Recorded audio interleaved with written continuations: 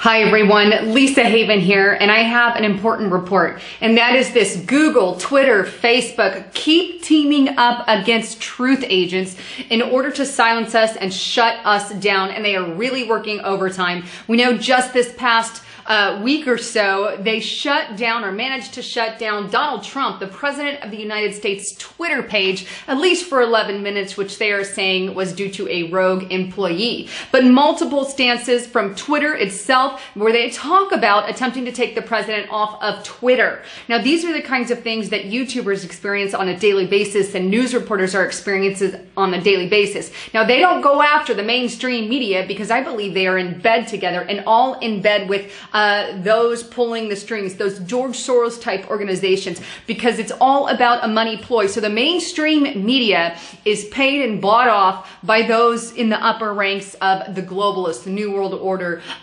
those at the very tippy top, if you will. But they are really upping their game and upping their banter against YouTubers like me, against truth like me. Why? Because we're exposing them for the frauds that they are. And look, let's be frank, there is no party anymore. The Democrats, the Republicans, they're all on the same side. But the good news is we do have some people within those organizations who are fighting for truth. And I've got one report today that I want to show you specifically on that vein. But over this past week, the Google heads of operation, or the heads of operation, sorry, at Google, Twitter, and Facebook all attended a House Intelligence Committee over this past week. And at that committee, Congressman Wiggly specifically called out like an idiot.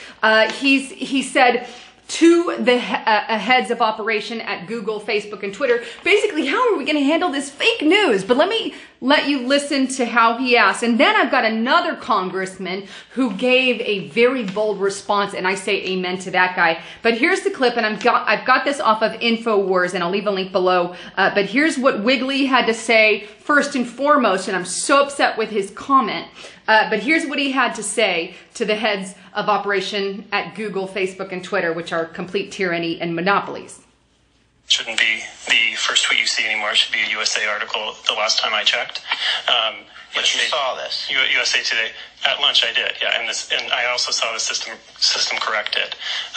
Can you give me a really good guess on how long it was top? We can follow up with you and your staff on that, and I don't have the stat in front of me, so I don't know. But we're, like we said earlier, trying to balance, free speech with making the information you see on the system, especially around trends that we direct. Okay, so there you go. What you heard is a conversation between Wiggly and one of the heads of operation at Google, Facebook, and Twitter there. And what they were addressing is a fake story by InfoWars, a story that was not even fake. It was a complete legitimate story. And the congressman is asking, how are we going to keep that from happening in the future? And the head of operation for Google, Facebook, and Twitter, one of those, I don't know specifically which one it was, but he had stated, well, we're going to try to use artificial intelligence to push them to the bottom, which is exactly what they're doing, and put up a USA News article. And look, it's not about a free speech. They don't care anything about free speech. If they did, I wouldn't be in Facebook jail every other week, which I'm in yet again.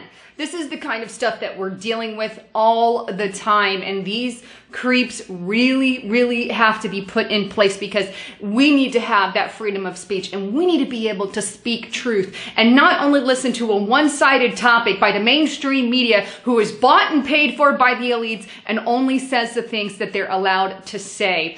So they're trendsetters, if you will, according to them, and absolutely because they're tyranny trendsetters, in my opinion. Now, here's the great news. There is a congressman from Utah who came back and gave a really bold statement. I'm going to let you listen to it because he says, wait a minute, that news story, that's not a fake news clip. He's telling Google, that's a legit story and it's just in the eye of the beholder. But here's what he had to say, and this is the congressman from Utah. And this is Chris Stewart from Utah, just so you have that name, but here it is. We've used the term fake news. It's been used pervasively in this hearing. And we all recognize that fake news is in the eye of the beholder many times. There are some things that are reported that are demonstrably untrue. But the vast majority of it is some spectrum there of opinion and reality. Yep. And I'll use Mr. Quigley's example. He said, for example, and as I best recall, Amon warns de Blasio. He ignored it because he was too busy criticizing Trump. Well, there's an element of both in there. Perhaps Amon did warn de Blasio. We don't know that yet. He did. And whether he was too busy criticizing Trump to some degree is a matter of opinion. Now, to my friend Mr. Quigley, and I don't mean this as a criticism, I mean to him, that's fake news. Someone else read that, and they see legitimate critique in there. How in the world do you intend to identify fake news without weaponizing this in the political realm? Right. Because, as I said, there is an enormous degree of opinion included in almost every bit of that. Yep. And if you're viewed as being political in this, and it's my fear that you will be, regardless of what you do, if you're viewed as being political, then it's not monitoring fake news, it's weaponizing it and it's editorializing it. Bam. And the best example of that is simply the fact-checking. Fact-checking is as opinionated many times as anything else that we see. And I've got 24 seconds, you can't answer that, so I'm going to express my fear of it. 24 seconds left and you can't answer that. They couldn't answer Jack. They couldn't answer Jack. Why? Because he's spot on. The fact checking is just as opinionated. When you go to people like the Snoop's cat lady, crazy lady, who's there in her basement, she's a complete leftist person, and she's in there giving her opinion from a leftist point of view. Girl says New World Order ain't real. And we've got hundreds of congressmen as early as the early 1900s, if you will, stating a new world order does exist. So they are it's just as loony. And I say hats off to the congressman of Utah there, because that was bold to say, look, you don't know if that story's fake or true, the one that the other congressman just referenced. No, because we haven't had all the facts, and who knows? I mean, that's the thing. That's the thing. It's purposefully, let's label what Google, Facebook, and Twitter are attempting to do. That is brainwash the masses into one political point of view, and everyone in opposition to that gets kicked to the bottom of the barrel and gets pushed under the rug and censored. Now, here's the thing. I've got lots of YouTube friends who recently have been kicked off of YouTube. Here's the latest trend, and I'm going to be frank with you. Please share this far and wide. It needs to get out. But this is what they're doing. They'll put one community strike, has not even a copyright, it's community strike, which they're labeling as bully, harassment, or violence. Even if there is no bullying or harassment or violence. Okay, it doesn't matter if it's in there or not. Then the very next day, they give you another community strike on one of your videos. And then the very next day, they give you another community strike, giving you no time to fight it. And the channel is completely removed altogether. Now, this has happened on numerous occasions, not on every channel, obviously, but this is the latest tactic that is going on from the leftist organization. Now, there are people on the right. There's good people who work for YouTube. And I love you guys. Stay in there so you continue to fight the good fight for the people of us here on the other side. I appreciate you, and I love you guys that are in there fighting for just, freedom and the freedom of speech. Thank you for that. So stay in there. But there's good and bad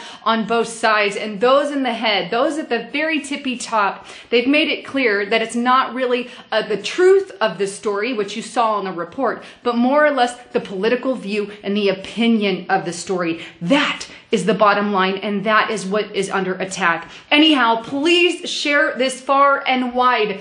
We need to get this message out, and we need to make it go viral. And please don't forget, help support what I do here. Go to noblegoldinvestments.com. You guys need to have gold and silver on hand. I've heard questionable things on the economy lately. You need to have something tangible. You need to have something that's going to last. So call Noble Gold Investments. The number's on the screen. Let them know you heard it on Lisa Haven and check them out. Anyhow, thanks again for tuning in. I'm Lisa Haven, signing out.